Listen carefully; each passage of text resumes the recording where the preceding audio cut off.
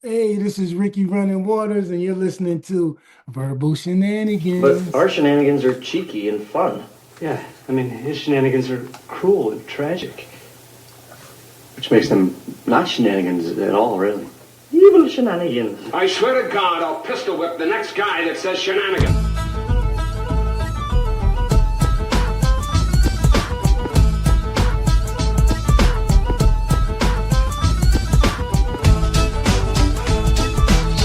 Hello, everybody. Welcome to this week's edition of the Verbal Shenanigans Podcast. Mike, did you notice I'm in I got a new setup here. One of my goals, if you look at we're going to have a little, what do they call that with all the national leaders come to New York and meet like a G6? UN? G7 summit? Yeah, something. We're going to have our own little summit at the end of the year and talk about goals. And one of mine was to improve our visual look, not ourselves, because we're doomed on that front. I felt I was perfect. That's why I said, you said it, I'm like, done. That's where you're like, I won't change a thing. Yeah, it's going to be me and my NASCAR. Well, your visual setup is not bad. You do have that thing I am so jealous about from Tiffer Wright.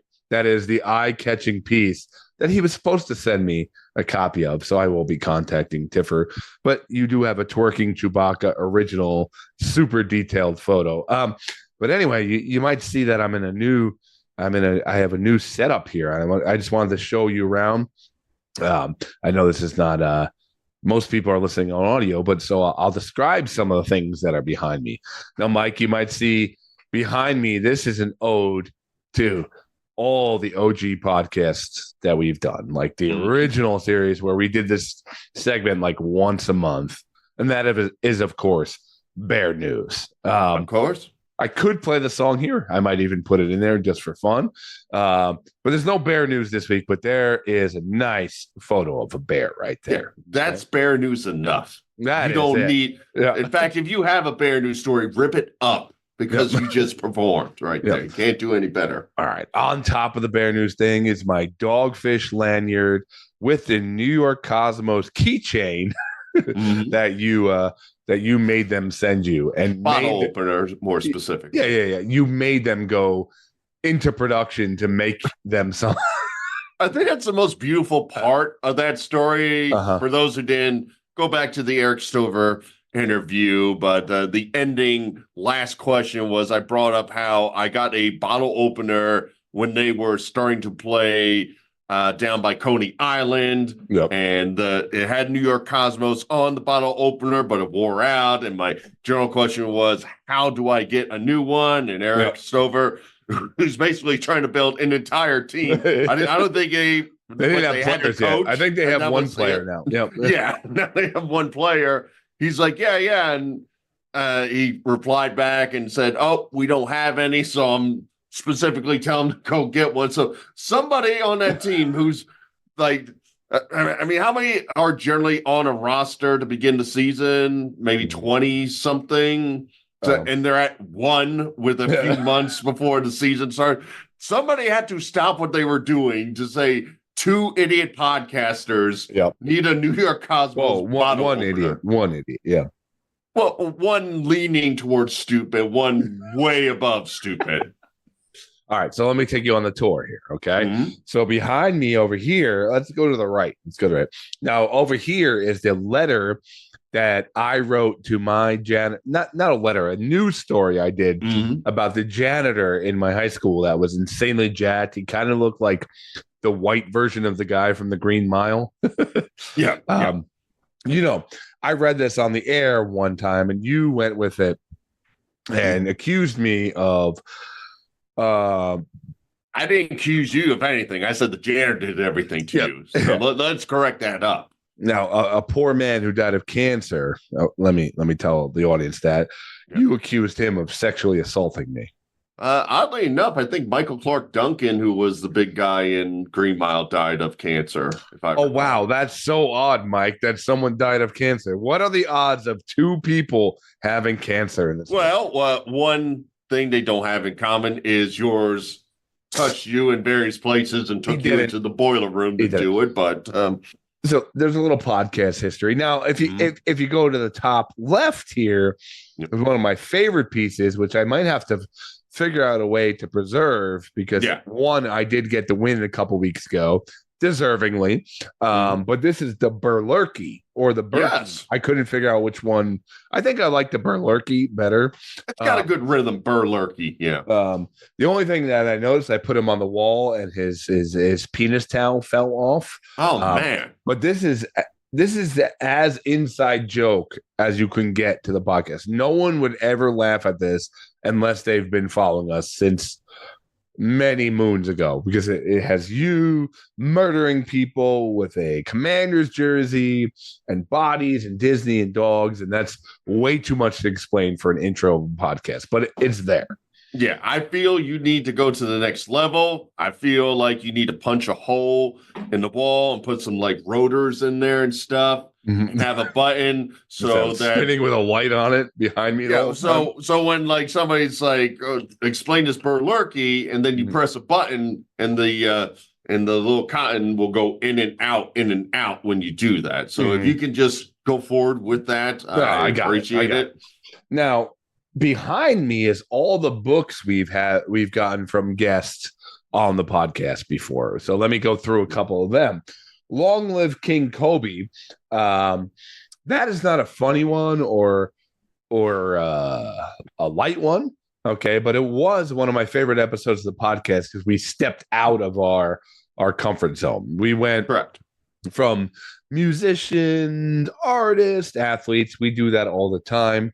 Not saying that's getting old or anything, but we went like literally into a documentary, a documentarian and the family of a kid who was murdered, and them kind of trying to figure that out. And we had a really long, I think it was like an hour and a half interview, and they sent us a book about following the murder of Tyler Nichols, which was amazing. We had Spencer Ostrander on, who was the guy who was kind of putting that documentary and that book together, and whatnot. Then I have What's Left of Me here, Mike, which is the pinnacle moment of the podcast. What changed the podcast forever? We've told the story many times, but I had a joke about a hip that had a hippo in it, and we were doing stand-up and running jokes by each other. And one of them was about being attacked by a hippo, blah, blah, blah. And hippos were like deadliest animal in the world, and like wonder if we can get a hippo attack survivor on. Now that hippo attack survivor has been on this show 3 times, I believe, Mike. Correct. Do you have like a 3-time symbol you can throw up there? Yeah, he's thumb. I don't. Thumb, whatever. pinky, middle. Thumb, pinky, middle. 3 times. He's been on the show. So he wrote a book. We have Howard Berger, special effects artist. This is my favorite book of the bunch. I got to say, all the guests. This one is definitely the best like coffee table book. You can just look at monsters and makeup artists and whatnot. Then we have Gliders Over Hollywood from Paul Rappaport. He basically talks about like shining lasers across the all across LA. Yeah, renting them. He broke Alice in Chains, did stuff for Pink Floyd. Then we have The Season of Madness by Al Rittenauer. Now, that is a future thing coming up, so I'm not going to get too much into that. Then we have You Are a Complete Disappointment from It's not for me. From Mike Edison, and I could not tell you what he did on the podcast. I think he was like a music guy, but he did send us his book. And then finally, Mike, the Goat Man. The Goat Man. The legendary one. How I Took a Holiday from Being a Human, a man who walked around as a goat for like a full year and literally ate what a goat would eat. So that is kind of what's behind us. And some of the guests we have on, if you're just tuning in. And finally, the little piece above my head here, produced by our friend Dom, the Verbal Shenanigans little frame, woodworking thing, kind of right up on the top there. So I have a new setup. I have some new energy. Mike, how'd you feel about that? All looks good. I'm still waiting for my first energy. My books are askew around the house, so they would be a lot harder to display. Where are they? Like, are they by your bathtub or? Well, I do have a few actually down here in the Burlew basement. They're over on. Don't call it the Burlew basement. Like it has a name. Like people should know what it is. It's like a friendly neighborhood bar that everybody comes down to. And it's the husbands go, babe, I'll be back around 10:30 going to the Burlew basement. No, the true story is that's their last the last place they go. I allow them to go back home, Scott. I am a good person like that. I do have like one in the living room. I got two over by my bed. So I have one on the kitchen table from Mark Raimonde, the one who did the wrestling NWO book. So there are about. He didn't send me one. Well, I bought mine. He didn't send. Yeah. Not all guests say, "Hey, you want my book?" and sends it to us. So. Well, I do the right thing, and I ask our guests, "Can you send us a book?" And then I get one for you. Obviously, I asked for cash. Obviously, you didn't. You didn't think about me in some of these purchases, but it'd be great if I look behind you next week and you have the book from like everyone on the podcast. And like, yeah, I just asked them to send it to me. Yeah. I have all the emails. So I'm like, hey, remember 300 episodes ago? Give me that book. Oh, and then finally up top is Brewing Up a Business by Sam Calagione from Dogfish Head, which he didn't send that to me. I actually bought that, but he signed it years ago, where one of our goals was to get him on the podcast, and we now have had him on twice. So enough about us. No, I like my conversation about me. I mean, we don't have to stop. All right, well then continue the conversation about you. Oh, okay. Yeah. So, well, I'm enjoying some time off right now. I actually decided.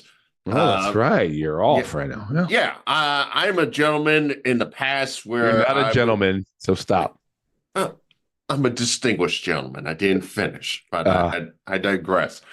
I'm a person who usually in the past would go, oh, I'm going to save up my days, so I'm going to use the days before Thanksgiving to take off, so I have a full week, and I still have like a couple in the bank.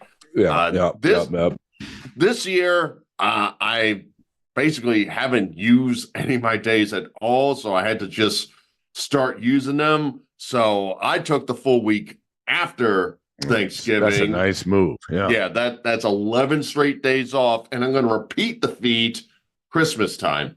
I'm going to get the 2 days off Christmas and day after Christmas, and then get the full week after that. And I kind of set and did bargain it outright because I only used 3 days that following week.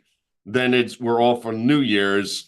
And then God knows why people wanted to bring you back the day after New Year's when it's a Friday. So I'm just like, well, I'm taking out New Year's amount. So I got a big old 11 set on these days right here. Can we stop for a sec? I got to let Vader out. Sure. Wouldn't it be great if like you just had to take a pause to let your dog pee and I flipped out on you after 12 years of my dog having to pee? Like, like I can't even tell you how many times I've had to stop the podcast because the dog has had to go to the bathroom. I've been so dedicated that there were times where Callie just diarrheaed right next to me as I'm trying to do the podcast. So I'm pretty sure your dog dumped once while we were doing like an important interview. I am sure we'd have to dig it up and all. It's it's probably Callie in her later years that she was having issues, but I'll go back to my story. So so I got 11 days off. And I get super excited for this. Don't really get plans because even though I make these I proclaim these days off, wife doesn't necessarily join in on that. And it's kind of better off. She's got a little concert thing that she's doing with a group of people. She's performing for an hour on Saturday. So she's going to be very busy doing that. So. Let me tell you something. When I have a day off Mm-hmm.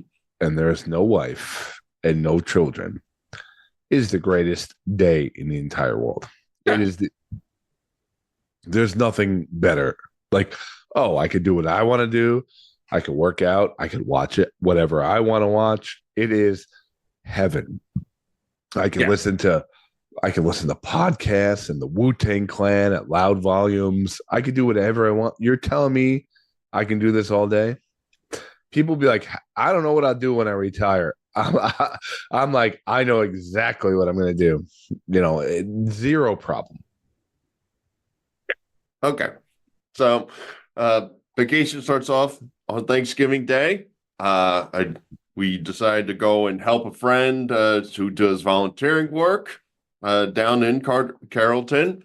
It was a very nice experience. A little stressful because we get down there, and even though the wife sent me a picture of the address, which literally said we're starting at 11, wife proclaimed beyond words, no, it's 10:30.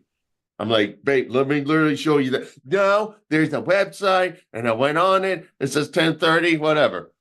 So we pull up, and we're in the parking lot of like a Motel Inn, and I see nobody. And then there's just complete panic from the wife. And all, why are we here? What are we doing? What are we doing? I'm like, you told me the address. Garmin took me here. 10:30, sitting here, waiting for it. Okay. After my first question is, you still have a Garmin? It just what popped in my head. Oh, okay. I thought you were still putting like your little TomTom on the dashboard. Oh yeah. I got the old school thing. I got it bolted to the windshield. I'm like, damn, Mike, you are old school. I don't take to those Apple Maps. Them suckers don't know the way TomTom knows me. They're okay? spying on us. Yeah. So after about 15, 20 minutes, she finally realizes it's going to be at 11. And she's still like, we need coffee. So we actually left and came back after 10 minutes after it started right there. And you so were like, all right, we got to drive about an hour and a half to the coffee shop with the cow. And we'll get back to where we got to be. I have to get back to Mr. Cow. Yeah. Even on Thanksgiving, Mr. Cow needs his treats and everything. Mr. Cow, it's Thanksgiving. I'm thankful for you. Just knocking on a locked barn. Mr. Cow ain't coming out. He shouldn't have a day off on Thanksgiving. Sir, all our employees are off. Go away. So we come back, and it's a wonderful feeling volunteering. But as I've heard from a lot of people, the little bit of an issue is so many people pick the holidays to volunteer. Yep. You actually have too many volunteers for the situation. Yep. So all I'm doing for the first couple of minutes, I'm just like walking up to everybody. You need help. You need help. You need help. You need help. And everybody's got control. But now, what are you guys actually doing at what are you volunteering to do? Well, they're giving out food, and they have various supplies to give out to people who are a little less fortunate. They actually had a great setup where they got extra rotisserie chicken somebody gave in. So it's not only giving a plate of food. Here's a rotisserie chicken. You got a fridge. You can put it in there. You have multiple days of food. They had various products I'll get into in a second. They had MRE food. Of various products, teas. Yeah, well, you'll see what I mean there. It'll be worth the teas. Okay. So it's about to start, and they say, okay, so what we'll do is everybody go to the rooms and just knock on doors and tell them we got food. So again, it's a like an ice invasion. We got food. You're getting food. Yeah, it's a weird concept because, like I said, so you have the entire line of people at the food, but then you have like an extra 30 people on the side. And it's just like a weird concept. There's no way of really controlling the event where everybody's in line. So we're just like walking away and we're like looking at. I'm just laughing at the person who is like chilling out in their living room watching the Macy's Day Parade, like, yeah, I'm just having a low-key thing. And Michael Burlow knocking on the door and be like, you want food? We got food. Like, that's basically what we're doing here. And like I said, so like the motel, there's like a tiny hill of the parking lot, and they have a set of rooms on one side, and they have a set of rooms on the other, and they have upstairs, and there's just, we're knocking on doors, and some people are like, oh yeah, I'll take food, and then other people are just like staring at you like, what the hell are you doing here, whatever, and like, no, I don't need food. You're like a reverse drug dealer. Like they don't want what you're peddling. That's Rocco's knock. Don't do a Rocco knock on me when I think I'm getting some meth. But so we're doing that. We did like a set, and then there's the awkward thing where we have to like, we go back to the food and we had to scream at people, no, don't knock on that door. We knocked on that door. We banged to that door. Because everybody doesn't, it's not like we have a checklist. It's like 108 done, 109 done. It's just people are just going off and doing their thing. So can you imagine just trying to like sit down and watch the game or the parade, and people are just like, you want your food? And you're like, no, I'm good. Like, you are the eighth person to offer me food. I said no. Get the hell away from me. Yeah. So we go back to where the food is, and we're like, well, how we can help out? And they're like, okay, well, here's the bottled waters. You could do that. And they turn to me and like, you know what you could do? You can hand out the hygiene products to the people. And then immediately, oh my God, not to bring it back to myself when you're trying to support people, but me, I'm like, mofo, I'm going to have to tell Scott this, and the damn gym story is going to have to come up yet again on this podcast. Yes. We're going to be like, Mike's the guy who stunk up a whole gym. You want him in charge of the hygiene product. Yeah. So I'm like, it's like person's got a big old plate of food, and I'm the one that's like, hey, you need a toothbrush? You need deodorant? You missed an opportunity here. You should have went back in time and got your toothbrush outfit on and went door to door in the toothbrush and be like, I'm the hygiene man, and handed out hygiene products to everybody. Didn't you ask me if I wanted turkey? No, that would sound like completely different. That handsome person was not in the toothbrush outfit. No. Now, people who are just tuning in, Mike played a toothbrush in a like 5th grade play. Third grade. Ooh, third grade. Yeah. Sorry, Mike. I didn't want to insult your theater. Skills. Yeah. He had to play toothbrush and then had to be helped off stage because he couldn't move in the toothbrush. Yeah, the refrigerator box didn't have a lot of space. There were stairs, and I had to do a trust fall into some parents' hands as they took me basically surfing. That's still my number one. That's still my number one favorite story on the podcast. And if you also didn't know, I have a story about going to the gym and them questioning my hygiene at one point, somebody saying there's an odor coming from you. So many stories I come back to in this moment, trying to volunteer. And then me in the back of your head, just like, tell me this. Yeah. I need to hear this. They assign me this, and your head just pops up in the cloud. Hello. You know what this means. You must tell it on the podcast. Yeah. So I'm doing my best to give out stuff, offer it to them, anybody who needs it. They kind of didn't tell me it was broken up in like different parts, because there was a male hygiene, there was a female hygiene, and there was a kid hygiene. So I'm pretty sure I gave a grown man. Can you imagine females, poor women, being stuck in their hotel room and you busting through the door and you'd be like, want some female hygiene products? Like, happy Thanksgiving. Here. The turkey ain't bleeding. You don't have to either. Here's a tampon. Have a Thanksgiving. Like, are you a pad person? Let me check if we got pads. I'm Michael, the hygiene turkey. Wishing you a happy Thanksgiving.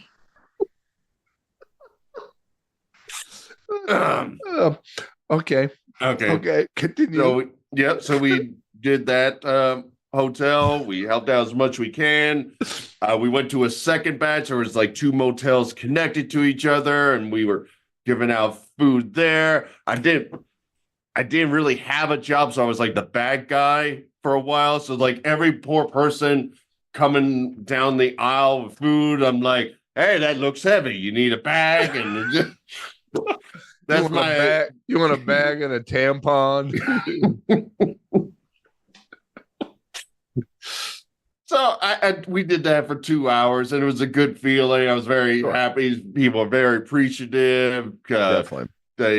They gave out like toys and tons of food. Good Thursday to start off everything there. Nothing really report over the weekend. Did go to one of our judges from the Thanksgiving game, Kelly Werner. His father had a birthday, so we went to their place on Sunday. And did you give him a tampon for his birthday? Or no. I learned from my volunteer work. There's a man hygiene and there's a female hygiene, and you don't cross in between. I am Mike, the hygiene guy. That's my role in life. That's how I volunteered in this world. Do you have any smells? Are you bleeding? Well, Mike, the hygiene guy, is here to take care of you. I get my first DWI. Your Honor, I know how to community service. I've been a hygiene man before. I will do it again for this community. All right. So that was the weekend going into it. So it's Sunday night.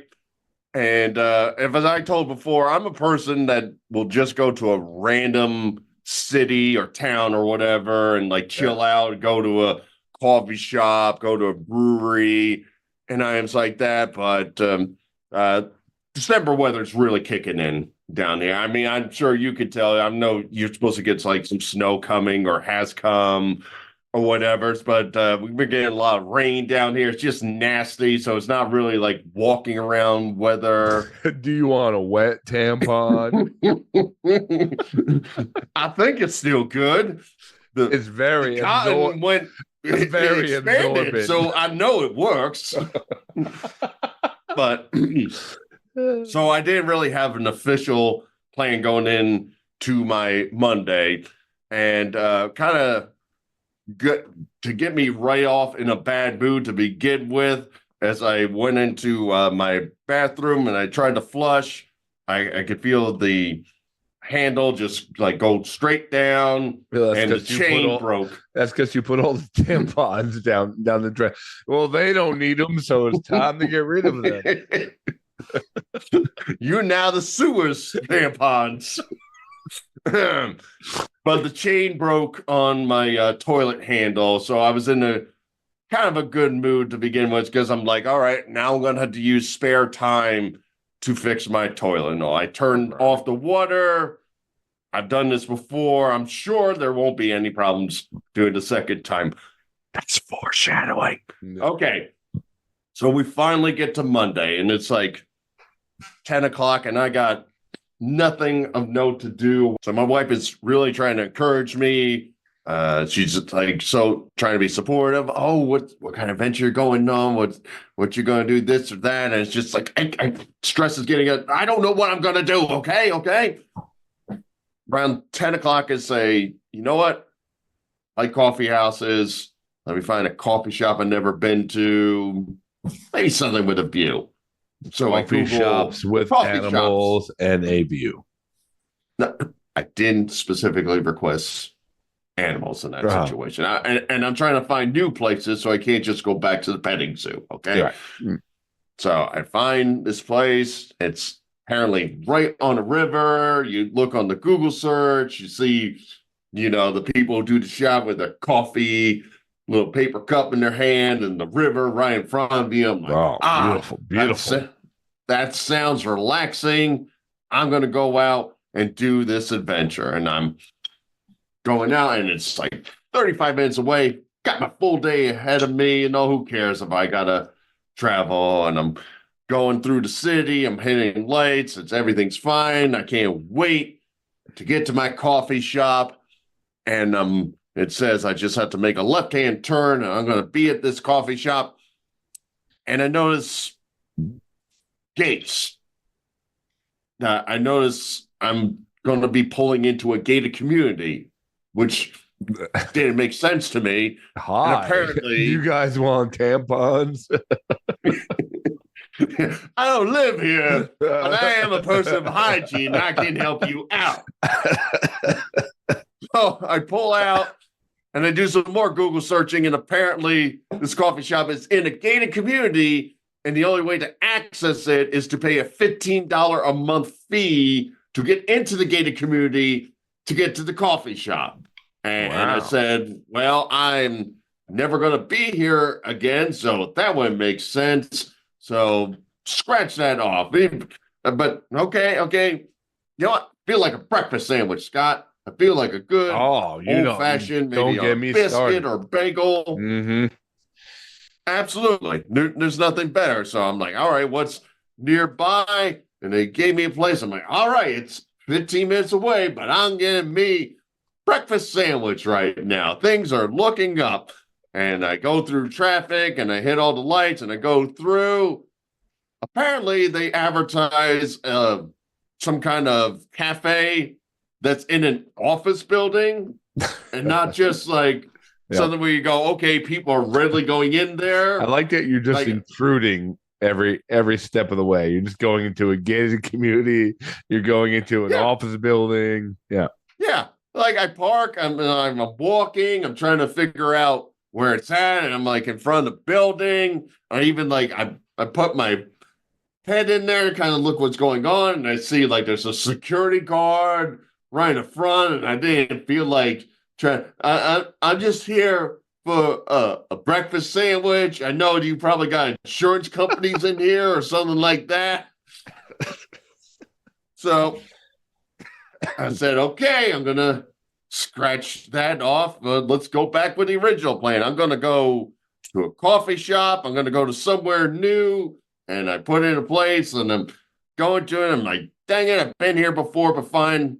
I'm going to do it. And it says it has breakfast sandwiches. And I go in, and they want to charge me $11 for some fancy bacon, egg, and cheese. I'm like, no. I'll take my coffee and go. I'm not stopping until I get to my new place with a breakfast sandwich. And Burloo is all about new. That's the way it goes. Burnu. Yes. Yeah, exactly. So I put in my new breakfast place, and I go there, and it's like some kind of New York style deli or whatever. Well, first I kind of saw on the side, I'm like, oh, French pastry, some other place. And I'm like, you know what? That might sound better. And maybe a nice sandwich and a flaky croissant. And so I parked there instead of the deli to go up and see a sign that says coming soon. So you just hit a place that's not open yet. I hit a place. I mean, it was on the way. It's in the complex of where I'm getting my breakfast sandwich, but it was a little disappointing because I'm like, let's throw a curveball, a nice flaky croissant. None for me. Now, let me ask you, as a guy from Jersey, New York area, when you see something that says like New York, breakfast place, are you like skeptical? Like, it's probably not going to be the same. Like, it's probably not going to be what I think. 50-50. Yeah. And when it's a 50-50 shot, you go the area, when you come back to like Jersey, New York, are you like, I'm getting a real breakfast sandwich? Like, I generally do. I generally fill up on pork roll, egg and cheeses, and sausage, egg and cheese and stuff like that. I do fill up on that. I have some places I can go. I asked you usually the bagels aren't. I asked you not to mention sausage, egg, and cheeses on the air because that's going to cause me to relapse. I apologize. I'm sorry. I had two relapses this week. I had two relapses. Yep. Oh, man, you got to get back to the group. You got to get back. Get strong. Get your. I can't stop. I need my token, man. I can't. I need to I need help. I need a sponsor. I need a sausage, egg, and cheese sponsor. Yeah. So I go in to the New York Deli. I'm like, oh, finally, like I see the menu, and they don't do bagels, they do it on like Kaiser rolls, but that's still like a Jersey style. So I'm like, all right, I get down for this. And there's two people in front of me, and I kid you not, I think the person in front of me took 10 minutes figuring out what they want for their breakfast or whatever. They only have one other person. They're not making a group order of like 30 people. Like, this woman is asking every significant question humanly possible about the items on the menu for 8 to 10 minutes, where you kind of go, like, maybe if you're confused, you go, you know what? I'm going to step out for a sec, let the next person in and let them do their order. Not this lady. And all she is talking about the freshness. She's talking about, do you have substitutes? She is asking every question that makes me have to sit there and wait for my sandwich. That's probably like now on 2 hours since I left on my adventure. That was going to be my question. How many hours are we now hungry and waiting for coffee? Yeah, well, I got the coffee at the place that wasn't the new place, saying I will get my sandwich later, but now I'm waiting for sandwich, and it's starting to tick me off, said lady who has 80 questions right there. So it probably took a good, what probably would have been a 30-second order and got it in 3 minutes. She probably burnt about 15, 20 minutes in front of me. Jesus just for Christ. the order. What, 15, 20 minutes to order anything? Yeah, she just kept asking. Like, I couldn't hear all the questions, but at some point, I was like, pick it. If it sucks, don't come back. You do not need to. She's so interesting. She might be on the podcast next week. Like, all right. So I asked about the eggs, and I wanted to know if they were hen raised or what kind of chickens were they using. Now, is there, like, in Jersey, there's salt, pepper, ketchup. That's always the go-to. Salt, pepper, ketchup. Mm-hmm. Is there anything like, do they ask that in Georgia? Like, do you want salt? Because in Jersey, I know when you're not from here, immediately when they're like, I'll take a little ketchup, a little pepper, a little salt, they get it out of order. People will literally be, you want salt, pepper, ketchup? Hold the ketchup. Salt, pepper, ketchup, no salt, I've been to a couple places that will do that. This place did not ask. They just brought out a Kaiser roll and all. It was a fine sandwich, but nothing worth what my ordeal of the day. Nothing worth driving to 3 places that weren't open and a gated community and peeking into a security guard. Yeah, pretty much not worth it there. But Scott, I'm going to salvage my day. I'm going to figure out something. I'm not going back home like that. That was the first worry. I'm like, I'm going to go back home and I'm going to be depressed. I got to do something, So I'm like, you know what? I haven't done it in a while. I haven't been to a museum. I love that that would lead you to depression because you didn't get your sandwich. Like, your life isn't that bad. Well, not the sandwich itself, but the order of the day has been like, okay, it's not been fulfilling right here. Okay. So I feel like you can get through these trying times, though. I feel like you can make it. Yeah, I mean, I believe, again, as I'll point out earlier, I've seen who I had to help out for on Thanksgiving. My day is not equivalent in any way to what they're going through in life. Old hygiene, old hygiene Hal over here is sad that he couldn't get his little sandwich. Enough. Yeah, but because salvage my day, Scott, I'm like, you know what?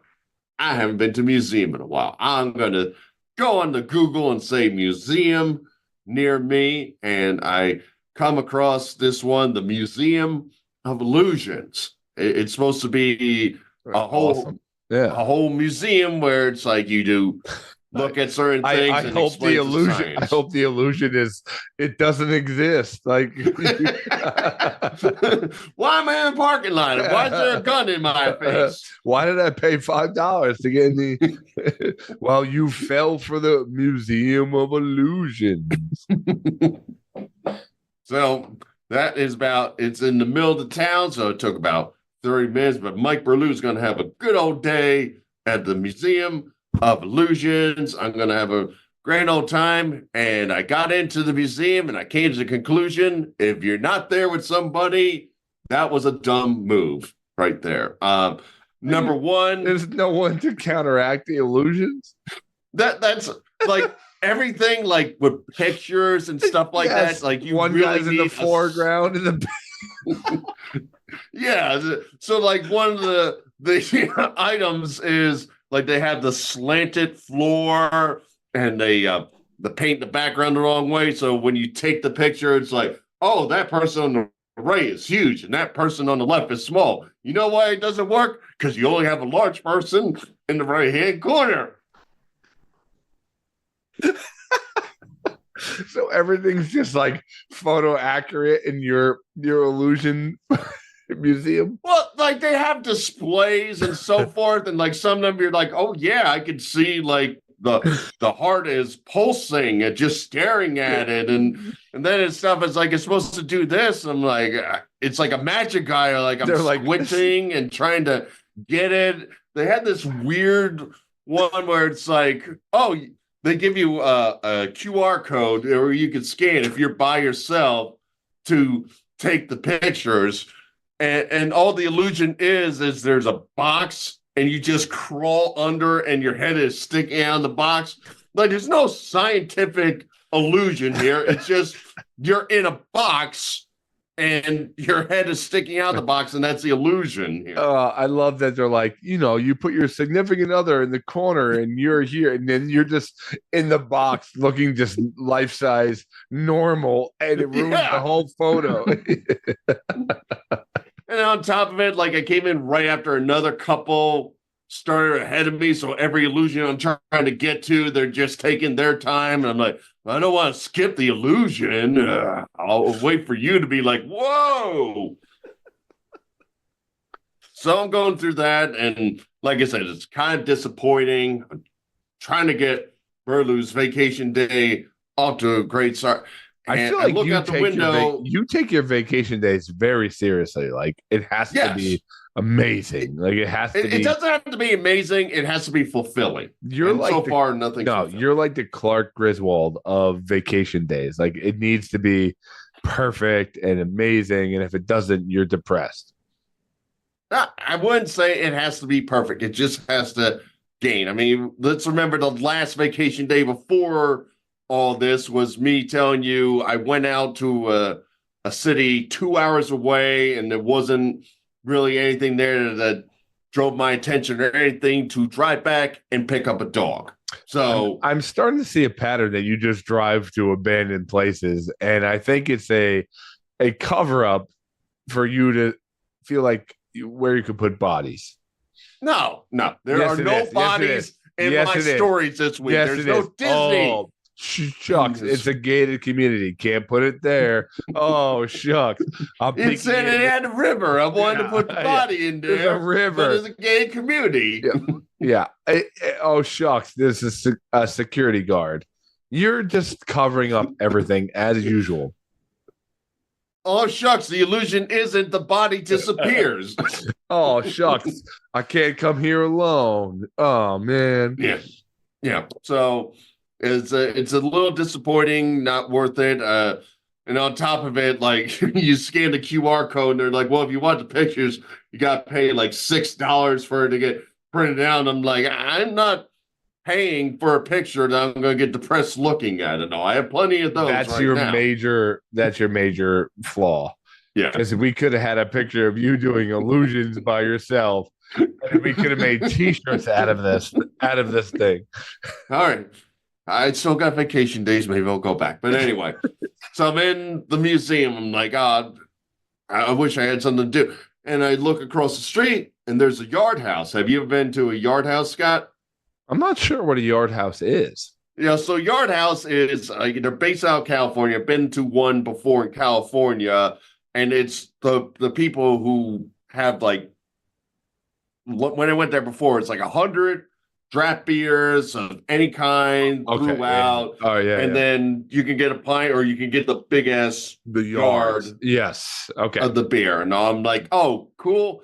I mean, I get to try some cool, different craft beers and all. Get me out of this Museum of Illusions.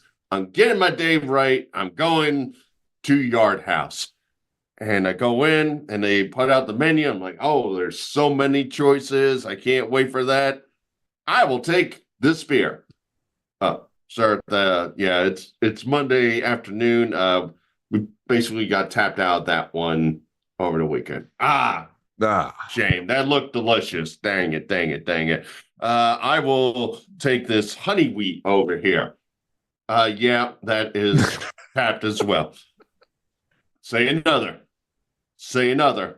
I got to 6 beers of them saying it's tapped out, and I just closed the menu and walked out of the building. Because again, and they had like listed as 50. So even if you can't even calculate the odds of, give me a number from 1 through 50, 6 of them are out, and I kept hitting the damn beer.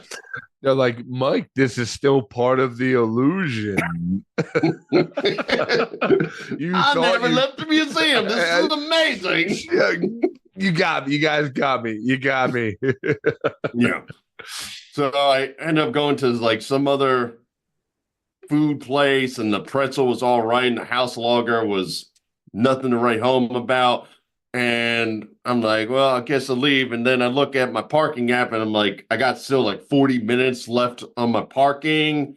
So I'm trying to salvage it. I'm like walking around. I got to the point I'm walking through a grocery store to entertain myself. Oh, looking for bodies again. Yep. Absolutely. Yep. Hopefully someone needs CPR in this grocery store to really bring my day back. So I just say, all right, you know what? I'm going to go home, and I'm a little bummed. Like, I have nothing really to do at home. I make some chicken stew, but I'm sitting back going, well, I mean, I still got plenty of days. And I said to my dad, we're going to hang out sometime during this week. And we're probably going to go some, he talked about some museum on Air Force Preserve or whatever. So I'm like, oh, that'll be cool. And my dad calls me and he's like, oh, by the way, son, don't plan anything with me. I think I got the stomach flu. So just the gaining that's occurring right now is going off the walls right now. That I don't even be like, don't worry, son. I'm gonna be banging your mom out while there's a bat flying around the house. I can't make just it. Like the good old days. Yeah.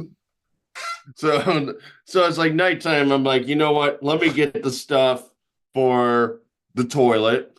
And I also said, I looked in the mail because you kept badgering me if I got a letter yet. And I'm like, I do not have the said letter you talked about. And I'm asking you like 30 questions. You won't give me any answers. I'm like, just trying to relay. Like, I just need to know what I'm looking for to make sure anything's not lost or whatever. And there's more details on that letter. I'm not sure if you want me to save that for when we have that letter. Yep. But let's just say stay tuned for that story when it comes up. That's an interesting one. All right. So, but I got a couple checks, Scott. I got some rebates from Wellstar for all my back appointments that I went to. So I'm like, oh, okay. I know my bank is right by the Home Depot where I'm going to get toilet products. I'm going to go to the bank and put that in, and that'll be a nice thing to happen for me, you know. So I go to the bank on a Monday night at 7:30, and of course, there's 3-4 cars in front of me on God knows why everybody says Monday night before football, let's do some banking, but everybody was doing you that. Don't tune in for Monday Night Banking? It's the best alternative show out there. I'm a purist. I'm a Sunday afternoon banking kind of guy, but some people are into that. So I'm like, all right, get it out of line. I'm going to use a walk-up ATM. Walk-up ATM says, nope, I don't take deposits. I go, okay, let me go back into line. I'm going to follow these cars and I'm going to deposit my checks. Now, we kind of talked about on the show before how you're not good at ripping up certain things when it has perforations. Yep. Yeah. So I did I all kind that of was waiting for you to say the word perforations. I was a little excited, but perforations. yeah, you got it. Well, I said it first. I was hoping you would fumble it too. Yeah, well, I wanted to disappoint you as my day has gone. So, in any case, I'm like, all right, I'm going to put in this check into the bank. The thing is, the check is too big to put through the ATM. The width Damn, Mike. of the check, Wow, not the amount. Whoa, okay. Big Not the baller amount. over there. Wow. My No. check's too big. It doesn't fit into the ATM. Mike. I'm so sad. I got big checks. I like them large checks. I like those game show size checks when I go out. Yeah. But oh, shucks. Woe is me. My checks are too big to go through the ATM. Yeah, so but like I said, it's one of those you rip off the perforations and it comes out, but it's still like the way the paper they put it, it won't go through. So I'm like, all right, well, I have a couple of spare dollars. Somebody gave me pay me back some money that I don't like carrying around, so I'm gonna deposit that. So I put my money in, and it's like, okay, we count X amount of dollars. Is this correct? And I go to press the button, and nothing's happening. And I'm pressing the button. I'm hitting the cancel. I'm slapping the screen for what feels like 10 minutes to say, my God, end this transaction and give me back my card. And I had to sit there until the timeout, which was probably about, it felt like eternity, but it was probably like just like 5 minutes, but it's still a thing where like their cars behind me probably see me just patty caking the ATM trying to get my stuff back. Sounds good. Sounds. Yeah. I appreciate the ATM for addressing like a Neanderthal at someone who should be addressed and not be allowed to take money out. So I'm on the ATM side. Yeah, and there's a point in me that's getting a little like frustrated, and I'm pushing a little harder. I'm like, man, if I break this, I'm sure that's a felony. So I'm just going to calm down and wait. And finally, it gave me back my card. So my Monday was kind of shot right there.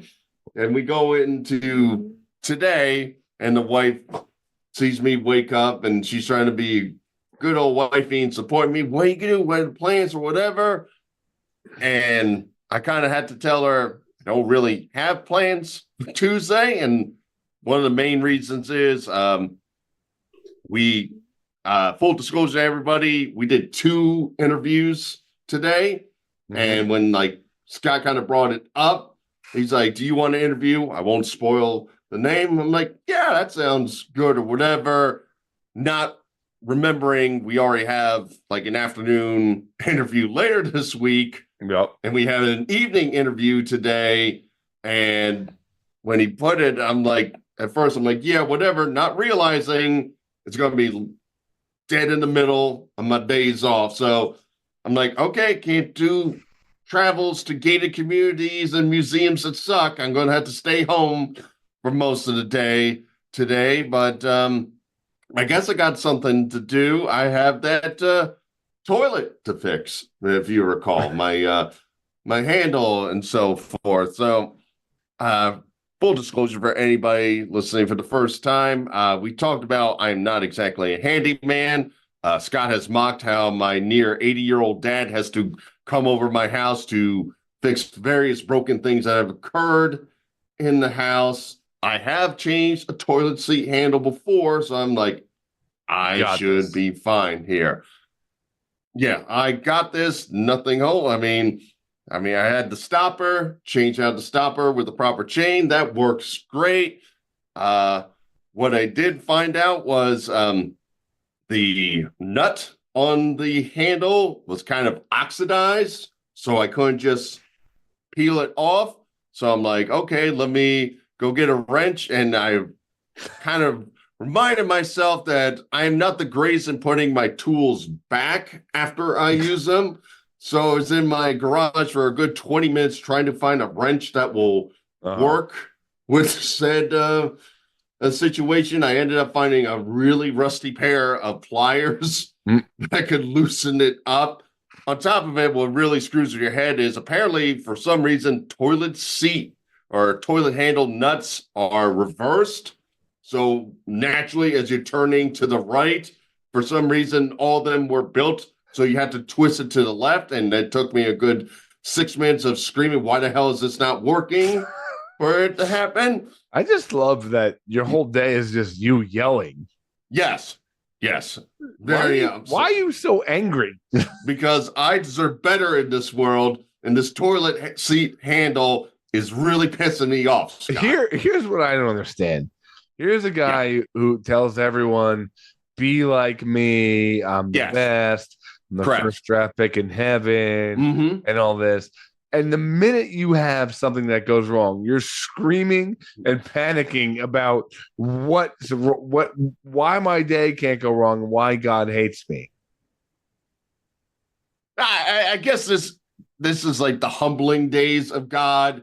Like he's you know, when they do the interviews with these people who are the first round draft picks, you got to put a little pressure on them. But deep down, you're like, you're the man, right? I just got to make sure that's what God did today, Scott. But but in any case, I get it finally screwed in, and I connect the stopper. I'm like, this is going to work. I put the top on. I flush the toilet, and the handle will not go down. And then I have this process of where I had to read the directions on how to install a handle to find out that apparently some toilets you have to cut the plastic piece for some reason. I don't know why we've made like wider toilets where we don't have a standard length, but I had to go through finding some sort of clippers to cut it down. So long story short, it took me about 2 hours to change a handle on a toilet, and my day was kind of shot. And now I'm here today. Well, buddy, it's you're gonna get through these trying times. I'm so sorry that your coffee and your illusion museum didn't work out the way you expected. But I mean, I don't know, man. It doesn't sound too bad. At least you had some time to yourself, and you got to change a toilet seat and toilet handle, and yeah. I feel. What to tell you. I don't know what to tell you. I mean, I feel like I feel like you're beating around the bush and trying to get us to say that you're doomed, but that in the next breath you're going to say that you're the most royal guy of all time, and people should reveal and love everything that you do. Well, I come in layers, so I gave you the bottom layer, but don't worry, Daddy Burloo's bringing it back to the top, and you're going to love it, everybody. No, don't you worry about me. All right, Mike, big news here before we get to our guest. Is it me? It's not you. I said big news, important news, not pathetic news about how you didn't get your sandwich and your coffee and everything else that you whined about for, I think, near an hour. Well, I mean, eventually, fingers crossed, it'll be me one day, and I'll be so happy. No, we have a new sponsor here on the show. Ooh. We have a new sponsor on the cast. It's Mike's Hygiene product. No, it's not Mike's Hygiene products. So we're partnered here with Harry's Records. Okay, not the Harry from the show, but Harry's Records here. Now, tired of endless scrolling for music that just feels bland? It's time to rediscover the magic of vinyl. Head down to Harry's Records, your local family-owned record store right in the heart of Belmar, New Jersey. We've got thousands of records from classic rock and jazz to modern indie hits and rare finds, meaning every visit is a new treasure hunt. Plus, our family is always here to help you find your next favorite album. Support local, feel the nostalgia, and hear the difference only vinyl can make. You'll find us right on Main Street at 905 and a half Main Street in Belmar. That's Harry's Records, where the music sounds better. Come spin a story with us today. So again, brand new record shop down in Belmar, New Jersey. Go check them out. Family owned. And just we hope to work with them in the future on a couple projects too. So we'd like to welcome Harry's Records to the podcast. I'm sure some of our guests are in that store right now and all just waiting to be listened to. That's correct. Yeah. A lot of our guests probably have some vinyl down there. So So now let's get to our guest.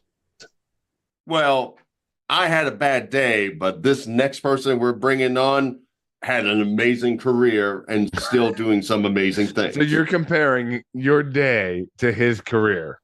Yeah. I mean, there are a lot of comparisons. I'm sure they're like very like 1-2. Close. Yes. Or, yes. Yeah, or 1A, 1B. But we'll see. But I'll tell our audience here tonight, we are speaking with national champion and Super Bowl winner Ricky Watters. Ricky spent 10 years in the NFL with the 49ers, the Eagles, and the Seahawks, and we are going to talk with him about the career along with his new book, A Gift Called Shane, currently available on Amazon, that recounts the story of adopting his younger son, Shane, told through the eyes of the big brother. Let's get Ricky on the line. Ricky. Hey guys, how are you? What's going on, Ricky? How are you? Welcome to the podcast, sir. As a Commanders fan, I object to that hat, but I understand why you're wearing it. I see those W's. but Scott's a Giants fan, so bring up 5 touchdowns anytime you want. I still haven't forgiven you. 5 touchdowns. You knocked LT out of his career, you know? Ricky, thank you so much for your time here. I know we're close on time, so we want to get right into it. And I mean, with the amazing career. Y'all stole Debo from me. Y'all stole Debo. Oh, that is true. That is true. You want him back? Good.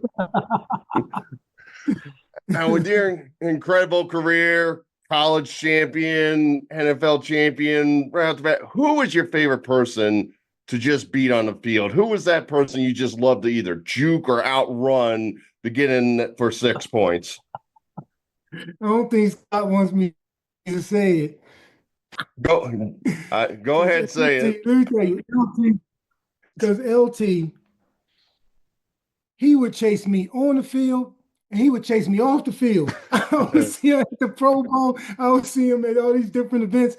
He'd say, "Man, I'm gonna get you. And I would always have to make some moves. I'm like, "Man, you still mad at me? Come on, man. You know how much I love you and everything." Because I always told him, even after the game, I said, "Man, I love you and thought you was one of the best players, in the history of the league and everything." So that's why I was so fired up to play against you. But it was just funny because I would always mess with him afterwards, after the games and stuff like that. So I got to ask you, you played for 3 very distinct teams in distinct cities. You played for the Niners, the Eagles, Seahawks, 3 very unique cities. I got to ask you, where would you rank those cities in terms of food quality? Who's got the best food? Oh my God. Seattle has the best seafood and stuff. Oh man, they have awesome food. So I love them. And we already know Philly and Philly cheesesteaks and all the stuff that they have there that's so good. But I feel like the 49ers as well out here in the Bay Area, you can get almost anything you want. It's like a plethora of food out here. So that's a really tough one. But maybe out here and because I live out here in the Bay Area. So I'm that. You had to be careful before games, I'm guessing, and all with all the variety there. Yes. You gotta be careful now. You gotta be proud. You have had a long, great career, and I know that you retired due to the toll on your body and having a baby coming. Was that a specific moment when you made a decision to stop playing, or were you having a long, drawn-out decision to figure out if you wanted to stop playing? Yeah, it was more drawn out because it was more than just one thing. Kind of read the street signs, you know what I mean? As you're moving along, you're navigating, you gotta see where the signs are telling you to go. But because a lot of things happened to me in Seattle. At the time it was 9/11 happened. So that was kind of crazy, and dealing with that.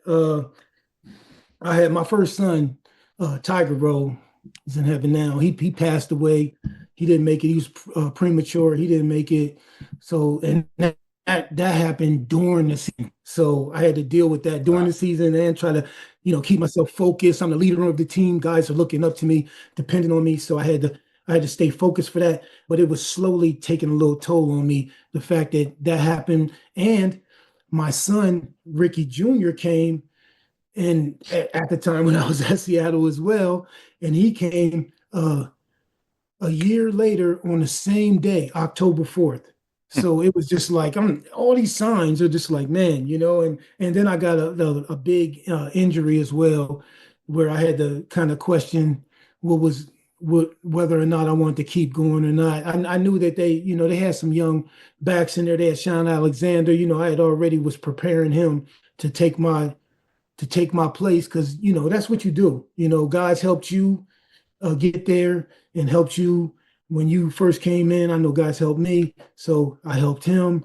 I know the writing's on the wall. Eventually, he's the future, and I got to get up out of there. But of course, I could have went somewhere else to play, but I just wanted to be home. I wanted to be there for Ricky Jr. I wanted to be there for my wife, because even though Ricky came and God, it felt like that sign, the fact that he came on the same day kind of made us feel like he came back to us, and it was, allowed us to keep going on. And so I needed to be there. I needed to be there for her. I needed to be there for my son.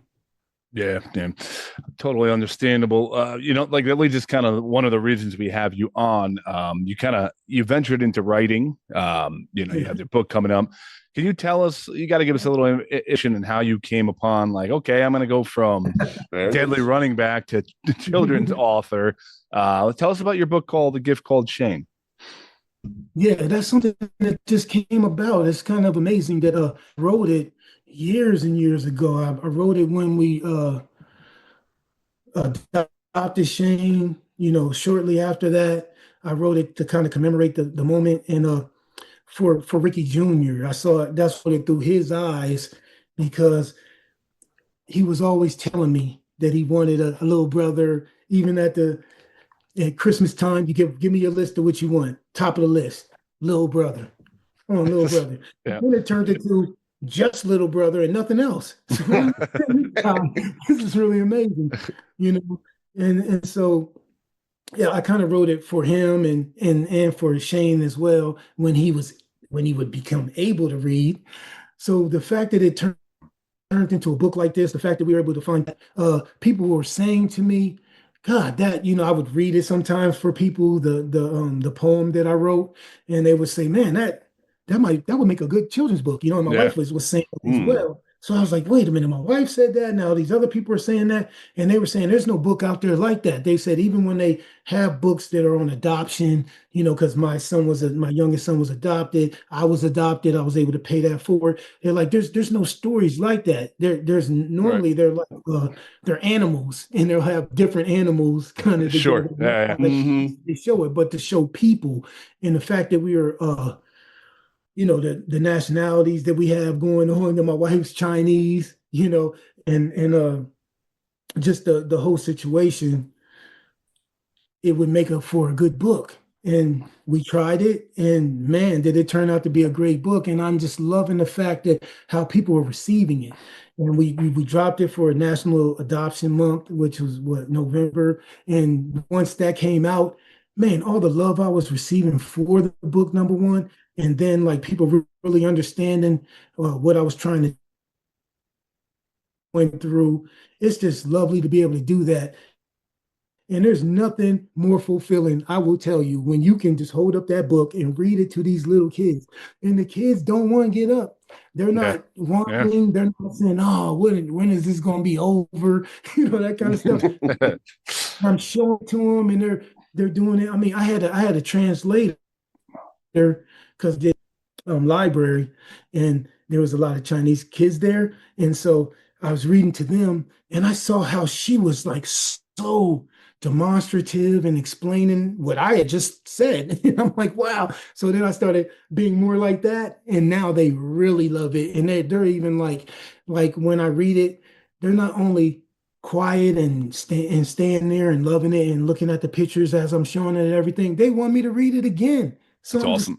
This is the best feeling you could ever have when you could do that for children. And then the last one I had, there was all adults there. And I was like, I'm used to reading this because I'm used to little people here. And I was like, I probably skipped the reading. They was like, no, we want you to read it too.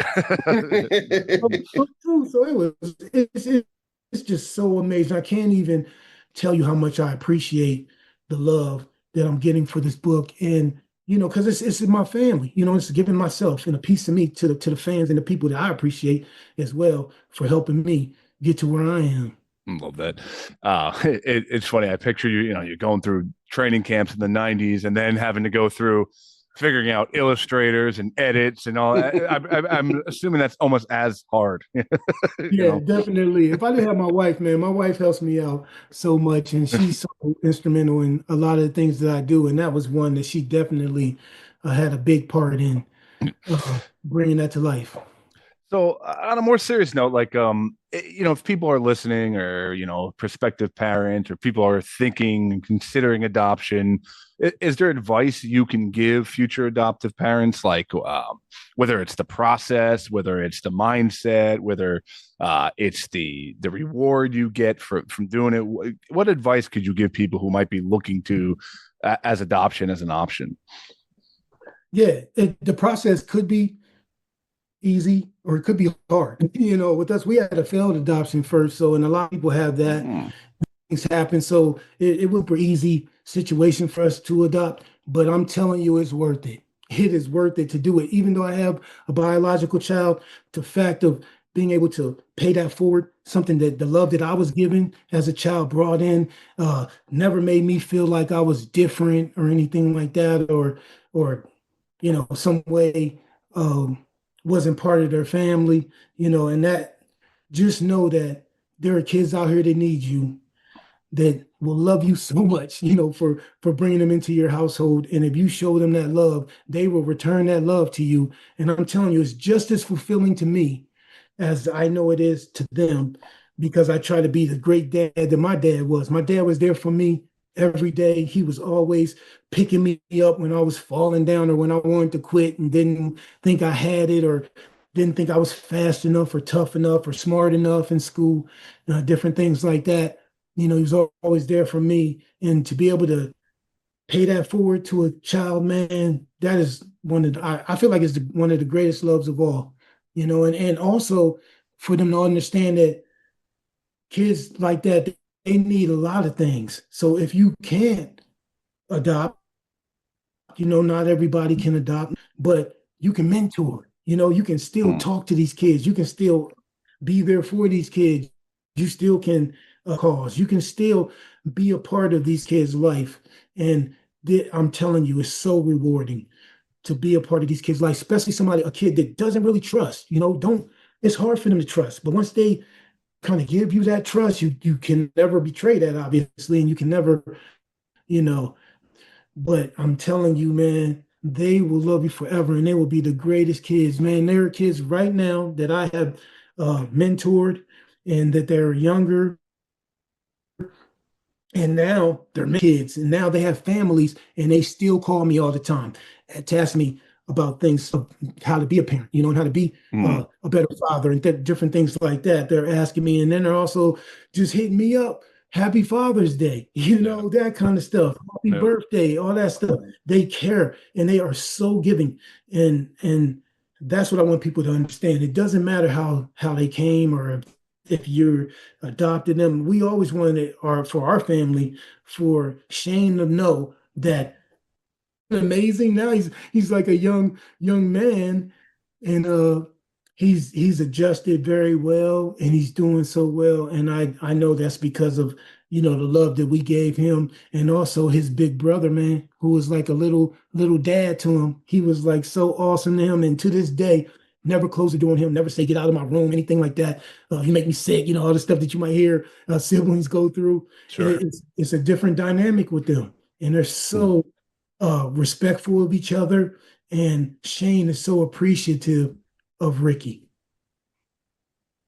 I mean, I really appreciate hearing this story. I mean, I can tell it's not that you have a story and you want to make a book. I can tell how you just describing everything, the love that you have for your children and wanting to push it out and tell people about everything that's going on with your love for the adoption and love of your children and how they come together.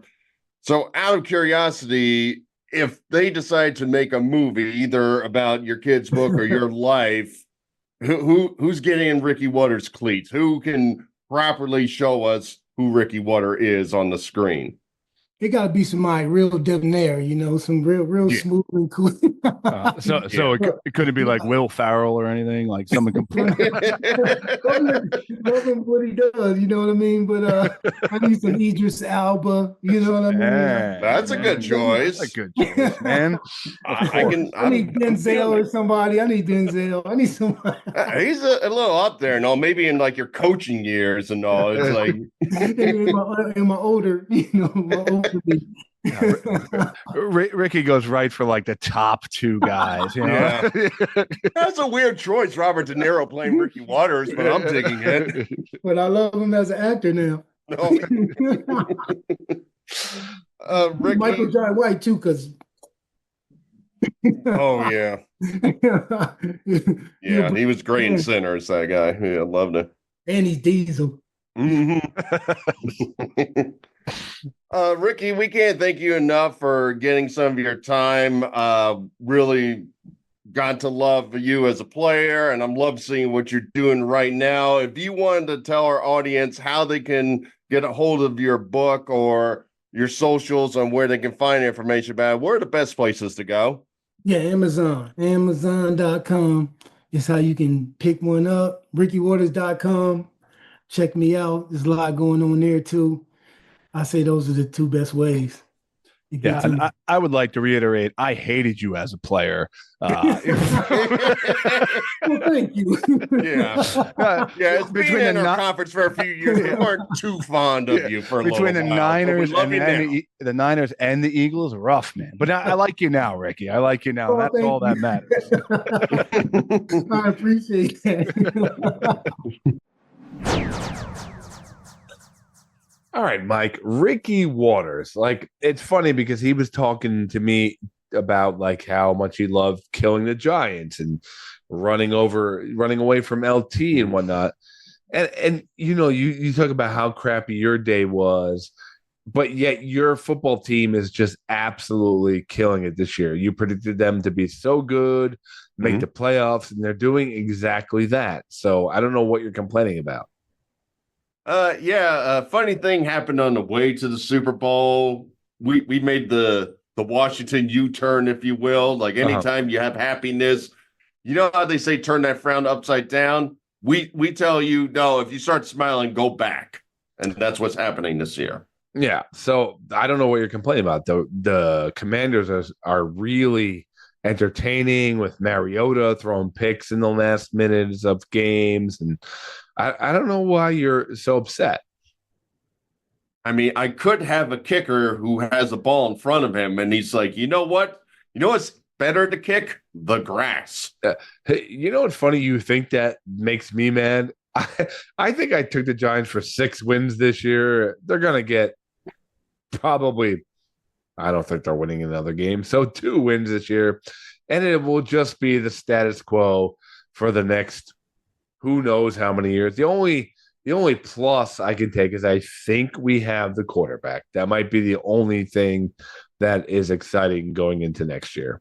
You have the quarterback now. If he can actually stay in the stadium after somebody whacks him in the head about 30 times. Yeah. Well, it's funny because we're talking about sports here, and like your quarterback also doesn't learn to get down or get away from things. So he gets down. He gets down, but he gets down in sections, if you know what I mean. It's like, all right, let me put my hand down. Now my elbow will come out and then go down in a couple minutes. Who are you to make fun of Dart when your quarterback literally is 190 pounds, an amazing player, but should not get ever hit by a big giant man on the other side of the field?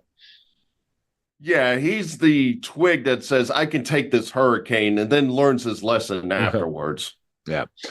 So real quick before we get out of here, we'll keep this episode. Well, considering Mike went for an hour on how terrible his 2 days were. Tune in next week when I talk about Wednesday. Yeah. It's the Burloo podcast. We're going to break down 1 day per episode. So Thanksgiving. Okay. What did you do on Thanksgiving for your meal? We just went out and it was closed. No, we went to the Chinese buffet. That's what we generally do. Oh, you're like Ralphie from Christmas Story.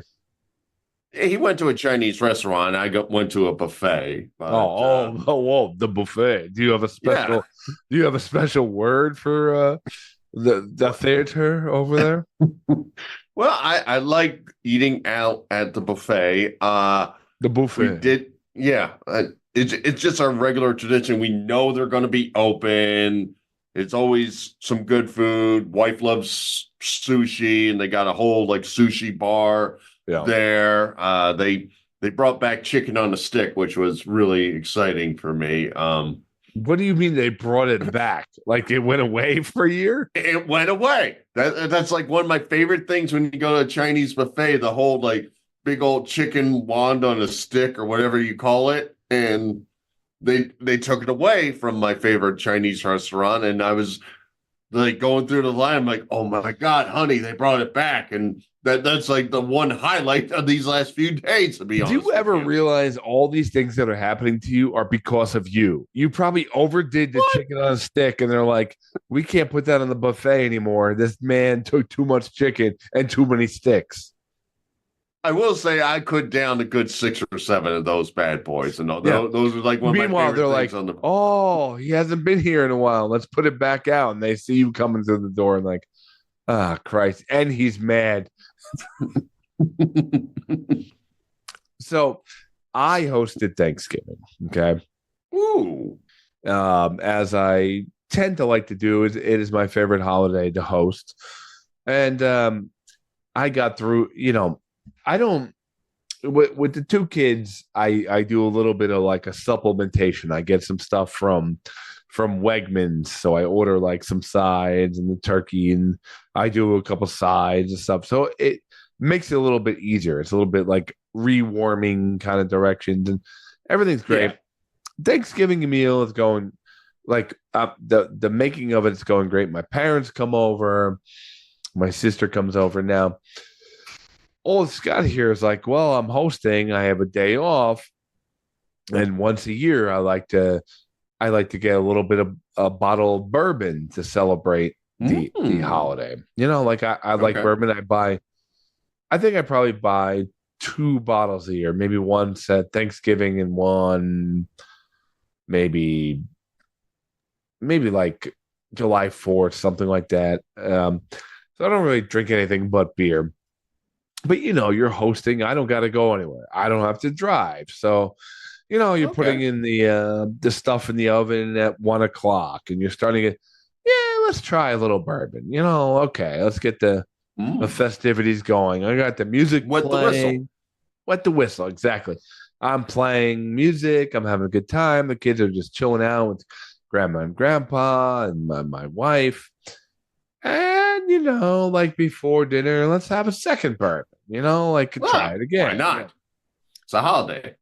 Turn to third, fourth, and then in between, you can't just have bourbon. You want something to sip on. So you have like a beer, You need a pre-bourbon and a post-bourbon kind of plan. And you need in between. You need a beer, in between these things.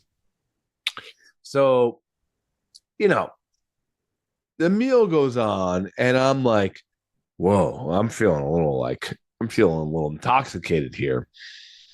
And not like crazy or anything, but I'm just like, whoa, okay.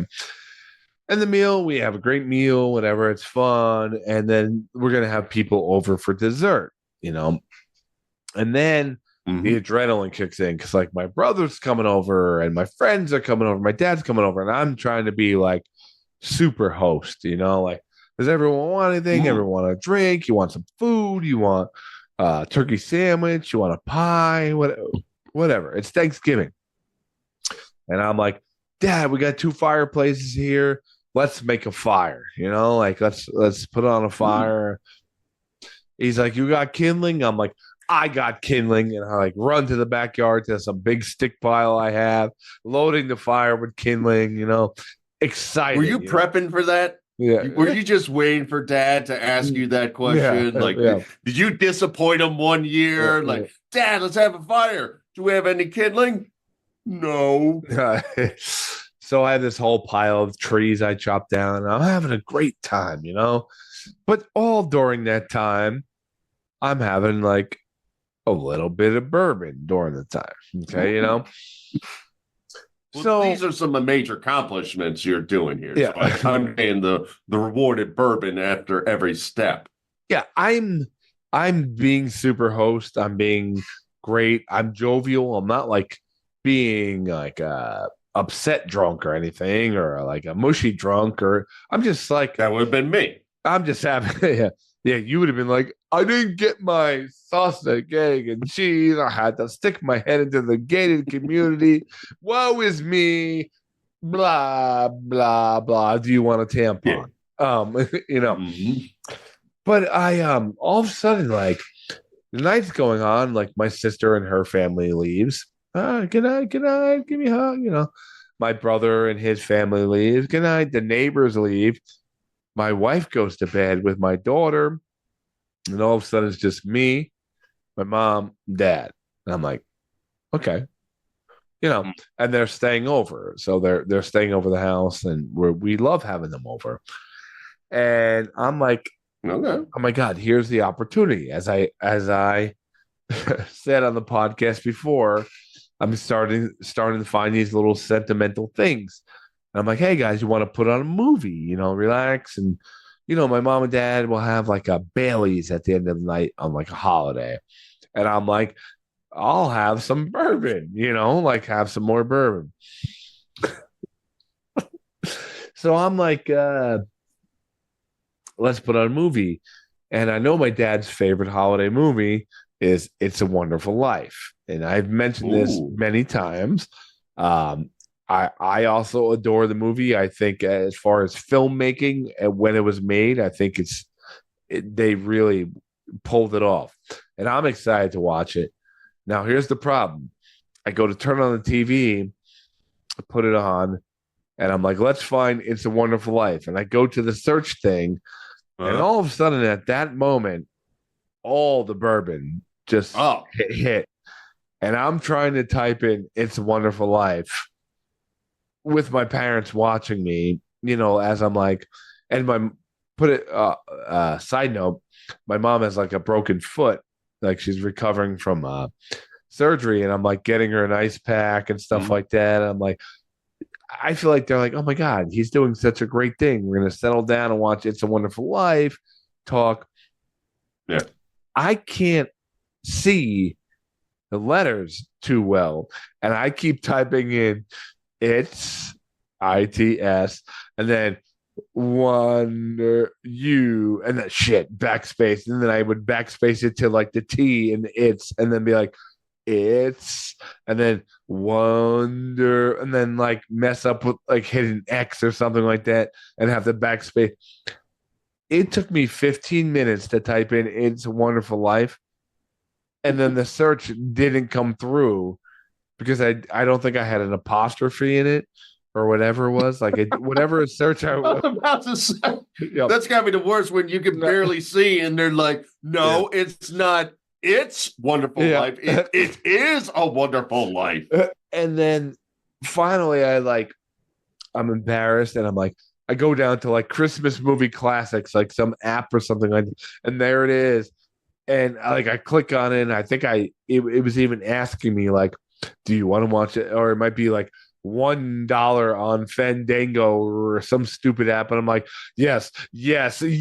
And I'm watching it with my parents, and I could tell they're already like, okay, Scott's kind of here, but he's not. But then I'm like, still trying to be super host after that. Like, Mom, you need more ice? She's like, no. the ice pack was good. I only had to do it for 20 minutes. And I'm like, Dad, this is the best part, isn't it? And he's like, yeah, like, and man, what an embarrassment. But it was still pretty cool to end up watching the movie with my dad at some point. And I did like sober up slightly to like watch most of the movie. But yeah, well, after you typed it in, you took the victory bourbon and chugged it down. Yeah. But man, the only thing that would have been better is if they said in the morning, they're like, your parents went home. You were talking to the wall for 3 hours. The only thing would be better if my parents, like, we watched The Grinch.